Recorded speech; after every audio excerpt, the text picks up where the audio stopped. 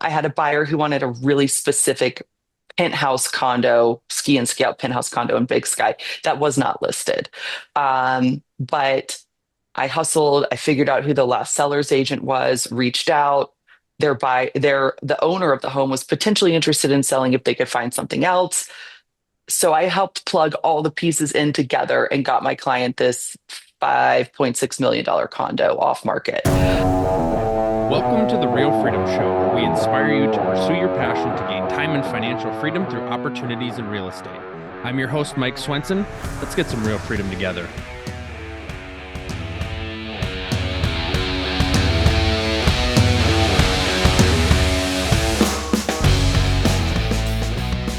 Hello, everybody. Welcome to another episode of Real Freedom, where we talk about different ways that people are building time and financial freedom through opportunities in real estate. I'm your host, Mike Swenson. If you want to get started on your real estate journey, check out our website, freedomthroughrealestate.com. We have lots of great articles, all of our episodes on there, really to help you navigate what your career in real estate could be.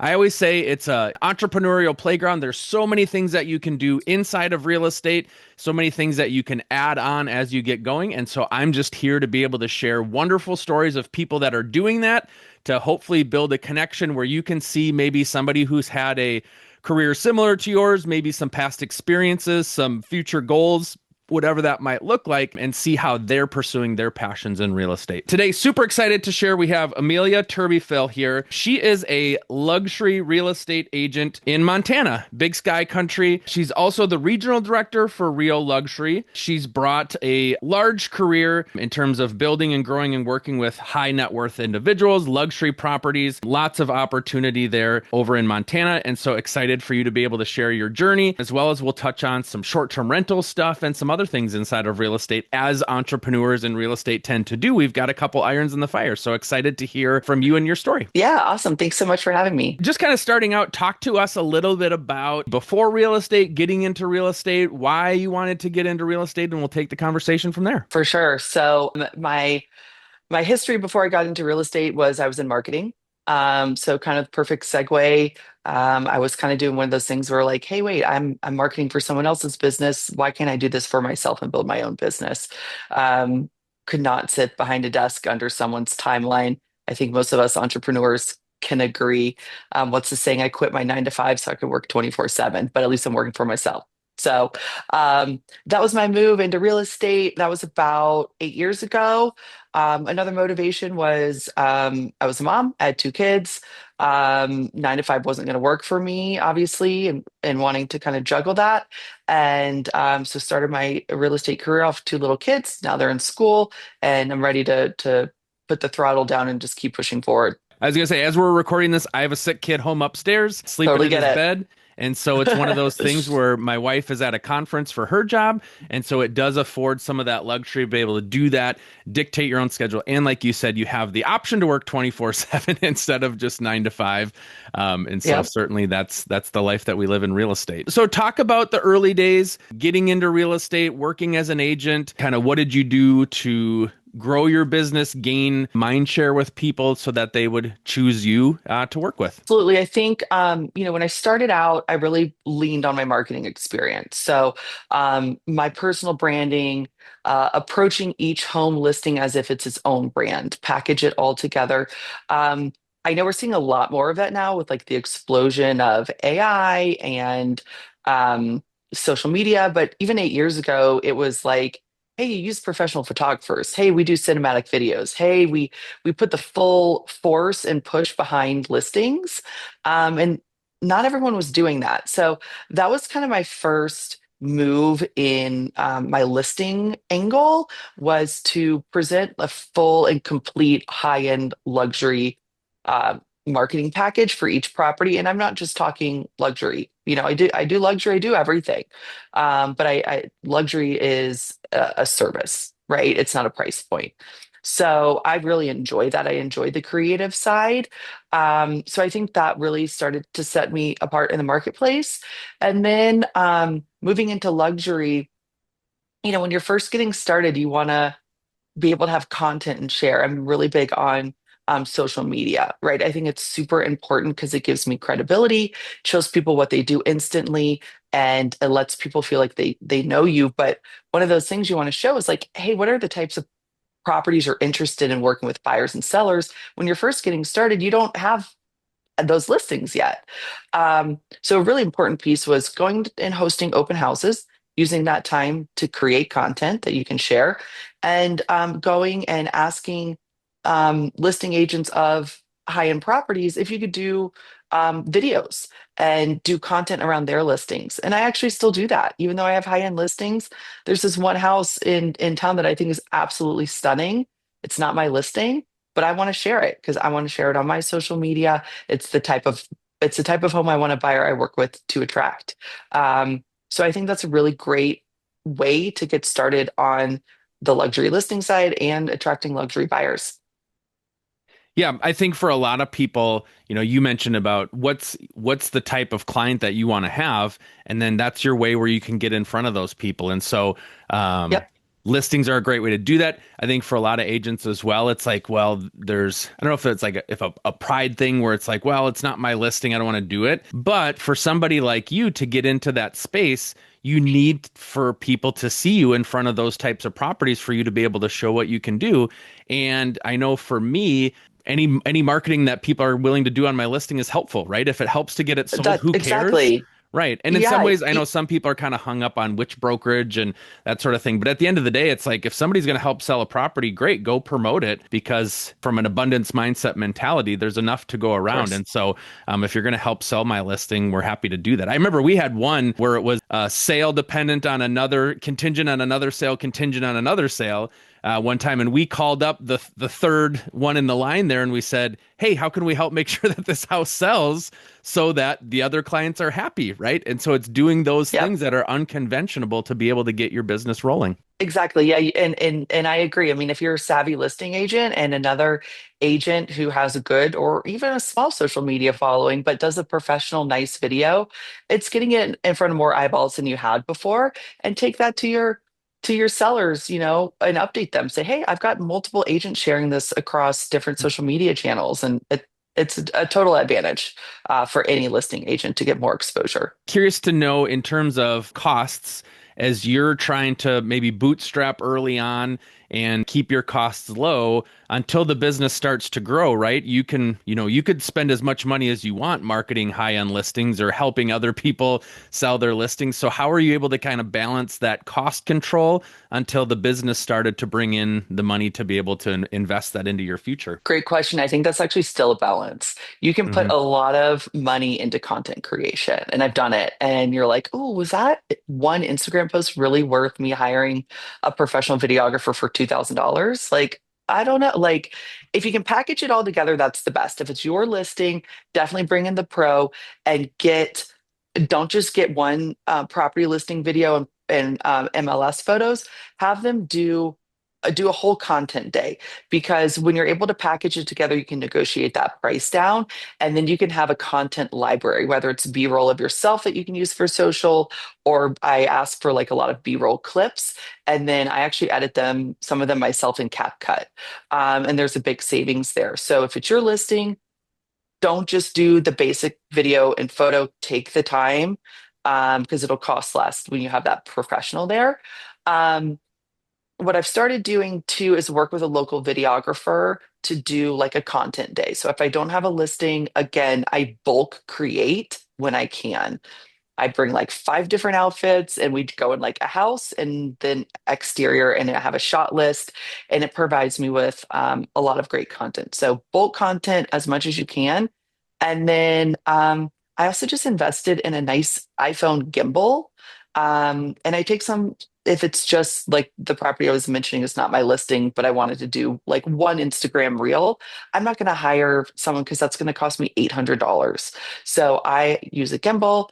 I do a basic, you know, walkthrough with the gimbal and edit in CapCut, or you can even find someone, video editors in Fiverr, and that sort of thing for a low cost to do that. So there's ways to navigate it, but that's typically what I would suggest to get started, because you want a volume of content to use for the least amount of money you can spend. And even a lot of that B-roll stuff you can continue to use for years in the future, Totally. because you're Hmm. marketing yourself and your brand, not necessarily that property. That property Yep. might have sold and you continued to use that. I know when we had some great listings that popped up, lake listings, whatever that might be, and we did invest in the additional videography or photography, like that's stuff you can use for years to come. Always take advantage of like anytime you're in a nice house, anytime, you can dress up and go in there and take photos and videos. I have like a B-roll content folder on my iPhone. So when I need to create content for my social media, I have it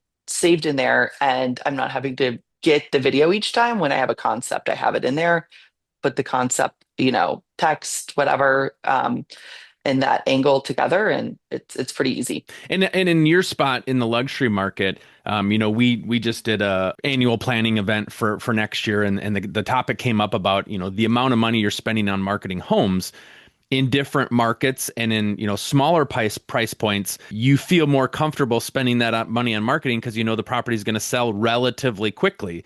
In a different market, that timeline's longer, and in your space, those Yeah. properties might take a long time to sell or may not sell. I know the famous example is Michael Jordan's house in Chicago is I guess I don't even know if it has sold, but it's been listed for like decades. And I how think many it people finally did. and how many people sink money into marketing on a property where you don't have that sale? So talk about that a little bit of, you don't want to get too strung out on all these listings until those sales happen. Yeah, it's hard. It is hard. I have a $4.5 million listing and a $3.6 million listing at Big Sky right now.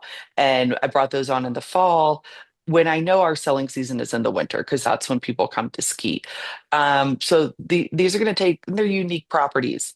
Um, they're going to take some time to sell. I think the key is it's tough. The key is that you have to again bulk create and don't dump all your listing push out at once. Like be really thoughtful about how you space it out over 6 months. So really on that content day, you can have 6 pieces of content, but do one a month. Really spread it out, whether it's a YouTube video, whether it's a Matterport. Um, I've also just started to invest in Zillow Showcase, which is a new thing. We'll see how that pans out. It seems like a really great opportunity. I love the analytics that it gives my sellers. And I think that's also a piece of it when you're investing in this is how are you keeping your sellers happy over a longer period of time and showing them that you're continuing to market their listing over that lifespan, right? Mhm. And let them know that it's going to take longer. But, I think just be really cognizant about where you're spending. I keep a spreadsheet of all my costs associated with each listing. And I don't just, there's a lot of shiny objects that can come up in real estate. People want you to pay to put it here and spend money to do this and all that sort of thing. So I think just be really aware of budgeting upfront over a longer period of time, but plan for it to be an investment. I mean, when you're in luxury real estate, you are going to be spending money, and it's a gamble always. But if you do a really great job, you're going to get that listing sold, and it's going to repay over time. Now, another interesting thing with luxury, curious to hear your take on it, but other agents that I know, it's your buyers aren't necessarily local, right? And so you're marketing Correct. to people in other states, possibly even other countries. And so it's not like a normal listing where we just put the sign in the yard and you've got, people that want to move into that school district or, find that area. You're attracting people all over the place. And so talk maybe a little bit about that challenge of you don't know where your buyer is going to come from. You don't know what state they're going to come from. And so how do you try to market that in a way that's attractive to people all over the place? Are you looking to get started or scale in real estate investing but don't know your next step? Are you overwhelmed thinking about finding deals, analyzing deals, doing due diligence, and managing properties on top of it? Go ahead and push the easy button and invest with us. Real estate investing is what we do full time. We've done dozens of deals with hundreds of doors. We have the knowledge and experience to handpick the best deals that most investors can't find. We've got large off-market deals all the time where you can hopefully find returns and economies of scale that you just can't find on your own. The best thing is it's 100% passive to you for less capital than you put down trying to acquire a property on your own. Don't let this year go by where you don't make the leap, add to your portfolio, or you just sit in analysis by paralysis. To find out more, visit freedomthroughrealestate.com and click on invest. You can book a call and learn more there. So get to scaling your portfolio now with us by your side. That's freedomthroughrealestate.com and click on invest. Yeah, I'm actually glad you asked that because that's something that I specialize in, and I just consider it lifestyle marketing. When people move to the places where I sell homes, Bozeman, Big Sky, Park City, the home is the base camp for a lifestyle that they want to experience, right? So it's packaging that all together. So each time I'm listing a home in Big Sky, how close is it to the resort? How close is it to the river? How close is it to the airport? What are the main feeder markets? I like to show like, hey, Bozeman, actually, we really well connected. Obviously, going to Park City, Salt Lake City is an extremely easy to access airport. Showing the ease of access, showing the lifestyle amenities. So, how skiing, if I'm doing a cinematic video for a high-end listing, is it a ski and ski out property? Are you hanging out in the hot tub afterwards? Are you going fishing? Like all of the things that people want to do. How close is it to hiking trails? How close is it to the town center? Those are the keys when you're marketing a second home properties. It needs to be equally weighted between the home and the lifestyle. And how does that work in terms of, networking? So I know you're with the luxury brand as a regional director, but I'm sure too, marketing with other luxury agents across the United States, wherever that might be, is important to make sure Yeah. that those luxury agents are aware of, who might be looking to move into Montana and Park City. Yeah, so absolutely. So I love to leverage the Real Luxury Network. We have a great collaborative network where we can share our listings across all of our to all of our luxury agents. I think that's great exposure. And then I'm also part of Realm, which is another luxury agent network that has a really amazing platform where you can like link up with and match with listing agents who are represent high-end buyers in your feeder markets. So I'm really targeted to directly reaching out to those agents. And what I like to do is provide unbranded marketing materials. So, a lot of times real estate agents put their name all over stuff. And I've been on the other side where as a buyer's agent, I want to share that information, but I don't want to share a video or a PDF that has another agent's name and phone number all over it, right? So I try to empower buyer's agents to be the expert on this property. I provide you with the content, the images, all that stuff so that they can push it out to their database. And I let them know, hey, this is a plug and play, click and send it to your database. You've got the buyer, I've got the house, but I want to frame the buyer's agent as the expert about it because then they were going to want to share it and bring the buyer. Mhm. So I found that to be a really successful and really easy way to encourage other luxury buyers agents to share my listings. I'd love to hear either just a story or kind of when in your career, because obviously you're putting in some time early on to market yourself, position yourselves as a luxury agent, where you kind of feel like, okay, this thing's clicking now, or whether it was kind of that first big sale or a couple of sales or something like that, where you're like, okay, I now feel like I'm a luxury agent because I have my own listings, I've sold my own listings. What was that like to you, where you kind of feel like, okay, yeah, this thing might work out for me here? Yeah, that's a great question. Sometimes you feel like it's just like, a bluebird, right? And you're like, oh my God, I just got this and it's great. But um let's see. I'd say my momentum really I stopped feeling getting rid of the imposter syndrome probably last summer. I had a buyer who wanted a really specific penthouse condo, ski and ski out penthouse condo in Big Sky that was not listed. But I hustled. I figured out who the last seller's agent was, reached out. The owner of the home was potentially interested in selling if they could find something else. So I helped plug all the pieces in together and got my client this $5.6 million condo off market. So I think that got the ball rolling where you're like, wow, I wove this together and made it happen. Um, and then that kind of transitioned to this spring. I was lucky enough to represent some buyers on an $11 million sale at the one and only in Big Sky, which is an incredible high-end luxury hotel product that also has residential condos. And it's just the kind of the crown jewel of Big Sky right now. And to have the opportunity to walk my buyers through that purchase and get them in on this home that they've really fell in love with was pretty special. It's a spectacular home, and I was really honored to be a part of that one. We talked about as entrepreneurs and as agents, having different irons in the fire. And so you had mentioned short-term rentals, both for yourself and for your clients, as a big area of Yeah. opportunity in the markets that you're in. So talk about your journey, looking to acquire those types of properties, and then two, helping other people see the value in that, and helping them with short-term rental properties. Yeah, absolutely. So I have a short-term rental property in Big Sky, a small condo.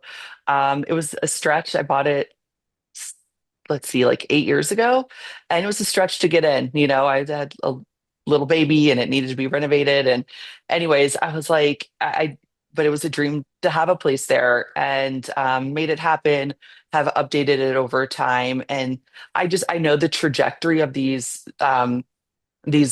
luxury markets, especially that I'm in. I saw the growth when you see the Montage coming, the one and only coming, the additions to the resort. Same thing in Park City. Deer Valley East Village is booming with the Olympics coming soon. They're like doubling their terrain this year. There's huge growth going. So I think if you're able to see the long-term appreciation, obviously prices are higher, right? These are luxury resort properties. But if you can look at the long-term appreciation, then also analyze what is the short-term rental capability. So like in Big Sky, there's pretty much no short-term rental restrictions, which is great, but there's higher HOA dues. And so when I have buyers or for myself analyzing that investment, what's the potential income? What are the HOA dues and expenses? And how much personal use do you want to have? Because if you're looking for just like a straight, I want to make money on a rental, like go buy a fourplex in Ohio, right? Like, Or but if you, Minnesota. Just kidding. or Minnesota, Just kidding. yes, definitely. Um, but if you want, like most of my clients want to use it 2 weeks in the summer, 2 weeks in the winter, then offset their cost. I've really that's the sweet spot, right? I think you have a value of personal use there. Maybe you're doing a 1031, maybe it's a cash purchase, maybe you're getting a loan. Let's look at all of those things together. Analyze. I work with local property managers, vacation rental property managers to get a pro forma, an estimation of what income that property could generate, and let's sit down and look at all the pieces together to see if it's a smart investment for them. So, having my Mhm. personal experience in doing it, I think helps me relate to buyers who are typically from out of state. They don't know the market. So, it's really helpful for me to guide them through it. And that way, leaning on my real estate market knowledge and personal experience in owning and managing a short term rental. Do any of the clients have concerns about, if I'm going to stay there for 2 weeks in the summer, 2 weeks in the winter, now we've got strangers coming in my house? Or do they truly view it more as like, this is a vacation property, I'm okay with that? Like, I'm just kind of curious in terms of personal stuff they might keep at the home. If they're coming there, do they want to have their own clothes? Does that stuff just get stored away so you can rent it? I'm curious to know how that works for those people that do want to use that property for their personal use semi-regularly. Yeah, it's a great question because you also have to factor in like decor and furnishing it. Because when you're furnishing it for a short-term rental, it really needs to look nice. And anyways, um, typically most people feel there's such an upside to renting it out for that rental income. They're willing to not worry too much about their personal stuff. That being said, majority of properties here in Big Sky specifically will have some sort of owner lock off or owner personal storage. Because no, like if you own a place in Big Sky, you don't want to be flying back and forth with your skis all the time. So Right. there's typically enough space to keep like your booze, your skis, your ski gear, lock it away. And then everything else is just furnished, like a nice, condo or Airbnb. And also, a lot of times, what we see here is when a home is sold in Big Sky or Park City and it's been used as a rental, it's sold furnished. So you don't really have as much Hmm. personal attachment to that because it's a second home. They don't want the furniture. The new buyer can leverage it. And so a lot of properties are turnkey. And I think in that case, you're like a little less emotionally connected to the furnishings and things like that. And it works out pretty well. Yeah, they're not packing up the U-Haul and driving the furniture back to their primary They don't house because they don't they need don't it. have they Right. don't have grandma's antique dresser and china plates at their rental property. Now, one of the things you talked about is so as an agent, right? You've got other opportunities for income and building kind of a separate side business. And so, the brokerage that you're with, Real, has some opportunities that other agents might be interested. Would love to just kind of hear your take on that coming from an independent broker to a broker. As agents, right, we don't tend to think about the future. We don't tend to think about what's going to happen. I always say, agents jokingly say I'll work till the day I die, and they laugh it off. I think it's really because they don't put a plan in place before then, or they're not making enough money to save or to invest to be able to have the choice to retire when they want to retire. So would love to Exactly. hear kind of what, you moving to a different brokerage. Lots of brokerages have lots of great options. And so as you were analyzing making a move in a brokerage, what are some things that attracted you to the broker that you chose? Yeah, so initially what attracted me to Real was the great split in the cap, right? I had never had that at a brokerage before. And I kind of got to the point where I was, I felt like with my marketing experience, I wanted to be able to reinvest money into marketing myself rather than paying a brokerage's lease so that they could have an office downtown or whatever. That's also great.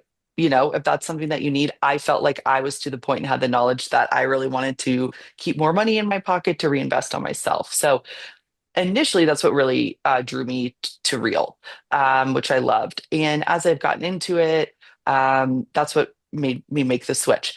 The other piece that as I'm really getting into it and uncovering all the advantages of Real is um, having ownership in the company, being able to set aside a certain portion of my commissions and have that be matched in stock at different levels. So when you talk about saving, I mean, it's a no-brainer. If you want help saving for retirement, if you need help saving for anything, it's a no-brainer.